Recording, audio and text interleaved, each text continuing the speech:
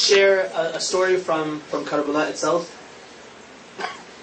This is, I guess, before I get into this, I had some comments to make as well. A lot of people have been, or not, a couple of people have come up and said, they want more Masaib and, kind of more the emotional, the traditional style of reading these stories.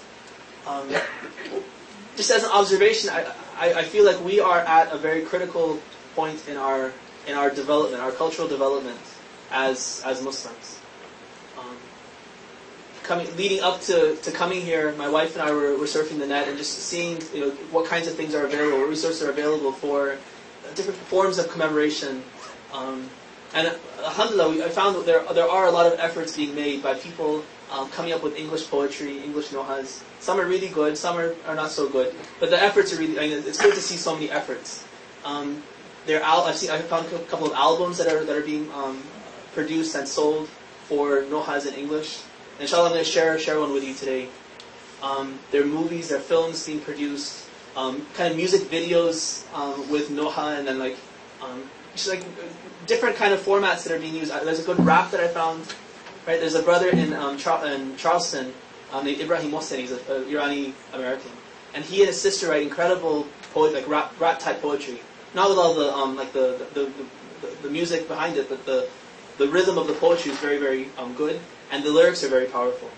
So it's exciting to see all the different forms, the different ways that these things are being expressed.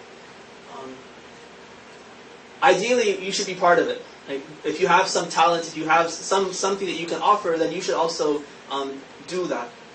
But I think the message to take away is that there's nothing sacred about the form. The intent, the message, the content, all that's sacred. All that has to continue. It will continue, inshallah. But the form, just because for a couple of generations, it has been done in a certain way. A certain form of matam, a certain form of poetry, standing or sitting or whatever, all the different forms. The form's not sacred, right? It's good if it works. That's fine. We can hold on to it. But it's an organic process, and we should kind of welcome the organic process, right? Encourage within ourselves and amongst your children, if you have people who have talent, nurture that. Encourage them to write, to sing, to produce, to make films, whatever it is that they can do to do this. And if there's a huge effort from all Shias from all over the place, then you'll end up with some outstanding works that end up kind of setting the tone for new forms of azadari. So that's where we find ourselves. I personally, I can't. It's not natural for me to deliver these stories in a traditional form, that way some of you are used to from the subcontinent or Iran or Iraq. What's natural for me, what feels good for me, is to narrate the story as I find it. Not to embellish it at all, not to add anything, not to try to make you cry necessarily, but simply narrate it as it is. And I think it should affect us as it is. If it doesn't, if we need the embellishment, then maybe that's because we're not into it enough. It's not, we're not in tune with it. But if we can be in tune with the story, if we know the stories, then I think recounting these, it should have a very strong emotional effect on us. But I'll do my best to narrate maybe some more of these stories and maybe longer stories. I'm drawing from sources. I have an encyclopedia. It's called Mawsu'at Karbala. It's a 2-volume work that's recently published in Iran about 2-3 years ago. Actually, in Lebanon. I got it in Iran though. So it's a 2-volume encyclopedia of all of Karbala, biographies of everyone, the maqtals, kind of collected from all different sources. It's an amazing work. And so from that, I've been selecting stories and then translating them, arranging them. And it takes a long time, right? Sometimes an hour or 2 hours just to translate a one-page piece and kind of bring all the parts together to make it into a coherent story. So it's not an easy job. This is kind of my effort in this organic process that I'm talking about. The story is about a person named Burayd ibn Khudayr. Burayd was a tabi'i. A tabi'i is like a second generation companion. He didn't actually see the Prophet, but rather he was the second generation who was a student of the Prophet. Burayd was a tabi'i and a companion of Ali alayhi salam. He was a devout man and a master of the Quran. He was one of the leaders of Kufa. When he heard that Imam Hussein had refused to pledge his allegiance to Yazid, he immediately abandoned Kufa and fled to Mecca to join with Al-Hussein. Thereafter, he accompanied the Imam all the way to the plain of Karbala. Right, so he was already in Kufa. When he hears that there's somebody who's standing up against Yazid, he's so excited. He knows who it is. He knows it's Imam Hussein. He leaves Kufa, goes all the way to Medina, to Mecca, to join with Imam Hussein, to come back to Kufa. Right? He wants to be with the Imam and enter Kufa with the Imam, do whatever he can to serve him and make his mission successful. Thereafter, he accompanied the Imam all the way to the plain of Karbala. When he advanced to the battlefield, he called out the following: اقتربوا مني يا قتلة المؤمنين اقتربوا مني يا قتلة أولاد البدريين اقتربوا مني يا قتلة عترة خير المرسلين. I challenge you to come close, O butchers of the faithful. I challenge you to come close, O butchers of the children of the warriors of Badr. I challenge you to come close, O butchers of the progeny of the greatest of God's messengers. A man named Yazid ibn Ma'qil accepted his challenge. He asked him, O Burayr, what do you think of what God has done to you? Burayr replied, He has showered me with blessings and has cursed you. Yazid said, You are lying. Before today, I never knew you to be a liar.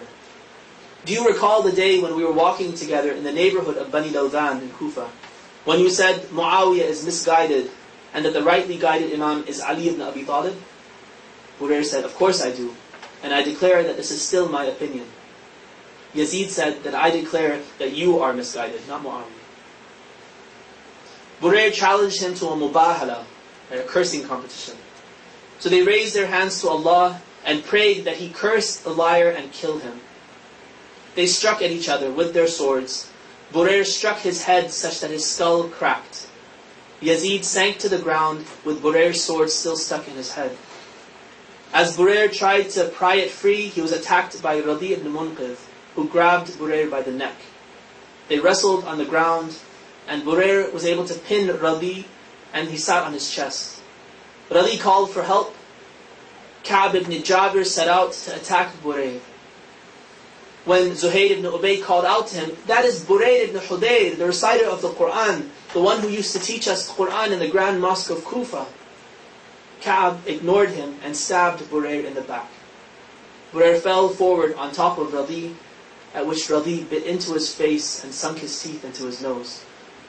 Ka'b cast Burayr off of Radi's chest with his spear and struck him with his sword and killed him. السلام عليك يا أبا عبد الله وعلى الأرواح التي حلت بفنائك عليك مني سلام الله أبدا ما بقي وبقي الليل والنهار ولا جعله الله آخر العهد مني لزيارتكم السلام على الحسين وعلى علي بن الحسين وعلى أولاد الحسين وعلى أصحاب الحسين. Allah, we ask you to send your blessings and mercy on Muhammad and the family of Muhammad. Forgive us and have mercy on us. Increase us in knowledge and in faith. Increase us in fear of you. Help us to act as we must act according to the law. Help us to strengthen our faith. Help us to fulfill our duties to you and to our families and to our communities. Those of us who have people who are sick, help them to be cured of their sicknesses. Muslims around the world who are being oppressed and killed, free them from their oppression. Strike down the enemies of Islam and the enemies of Muslims. Hasten the reappearance of your Imam, Imam Mahdi. And let us be amongst those who support him. Give us the opportunity to see him. And let us not hesitate when he makes his call to join him in his last campaign. وآخر دعوانا الحمد لله رب العالمين. اللهم صل على محمد وآل محمد.